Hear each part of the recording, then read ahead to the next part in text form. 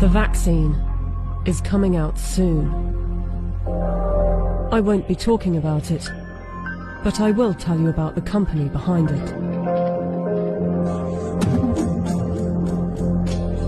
The UK government has purchased 30 million doses of COVID mRNA vaccine from a company called Pfizer.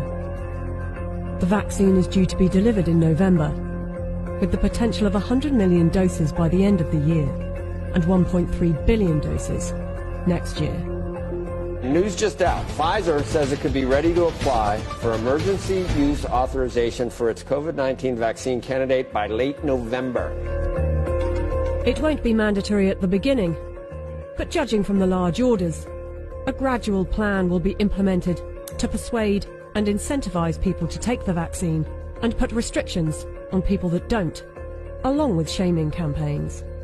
I want to tell them that their decision, they need to understand, will not affect only their lives, which at the end of the day, it is their judgment, but will affect the lives of others. Because if they don't vaccinate, they will become the weak link that will allow this virus to replicate. Some will say that this is conspiracy theory, so let's just stick to the facts. The government trusted Pfizer to vaccinate the British people, so it's logical to want to inquire into the company's track record in safety and ethics. After all, they must be trustworthy in fighting for humanity, right?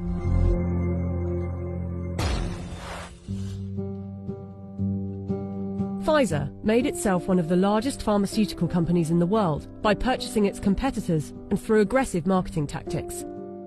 What I'm about to tell you is only 20% of their rap sheet, otherwise this video would be hours long, but you can go to our website where you can see the full list.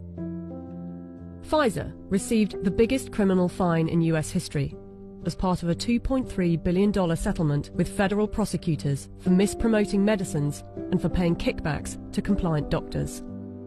Pfizer pleaded guilty to misbranding the painkiller Bextra by promoting the drug for uses that were not approved by medical regulators. In the 90s, they were involved in defective heart valves that led to the deaths of more than 100 people. The company had deliberately misled regulators about the hazards. The company agreed to pay $10.75 million to settle Justice Department charges. Pfizer also had a class action suit with a $60 million settlement over Resolin, diabetes medication, that resulted in patients dying from acute liver failure, said to be caused by the drug. In the UK, they have been fined nearly £90 million by the UK's competition watchdog for unfair pricing to the NHS after hiking up the cost of an anti-epilepsy drug by 2,500%, charging the taxpayer an extra £48 million than the actual price, which is $2 million per year. Buying competitors and mis-selling drugs weren't the only factors in making them the giant of a company they are. Their special relations with doctors and medical professionals has also helped. In 2004, Pfizer's subsidiary agreed to pay $430 million to resolve criminal charges that it paid physicians to prescribe its epilepsy drug, Neurontin, to patients with ailments for which the medication was not approved. In 2010, a federal jury found that Pfizer committed racketeering fraud in its marketing of the drug.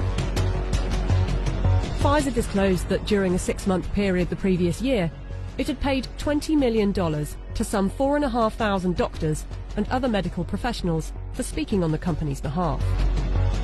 In 2012, the US Securities and Exchange Commission announced that it had reached a $45 million settlement with Pfizer to resolve charges that its subsidiaries had bribed overseas doctors and other healthcare professionals to increase foreign sales.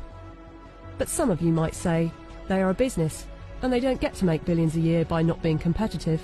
They're still trying to help humanity. Pfizer was sued in a US federal court by Nigerian families who accused the company of testing a dangerous new antibiotic called Trovan on children without parents' consent and using their children as human guinea pigs. A panel of medical experts concluded that Pfizer had violated international law, and the company agreed to pay $75 million to settle the lawsuits in Nigerian courts. The US case was settled for an undisclosed amount. Amid widespread criticism of high pricing for poor countries, and in particular AIDS medications, Pfizer offered to donate a 2-year supply of its drug, Diflucan, worth $50 million to the South African government. Yet in 2003, Pfizer backed away from the company's plan to license its AIDS drug for low-cost distribution in poor countries. The list goes on. I don't want to bore you with it. But ask yourself, if it was a car manufacturer, would you buy a car from them? We plan to honor our history, and we will only bring to the world a vaccine that has been proven safe and efficacious. If Pfizer is trustworthy enough to be given one of the keys to vaccinate the population with something that was knocked up in a few months, and with such a track record for safety and ethics, I know what I think. Do you?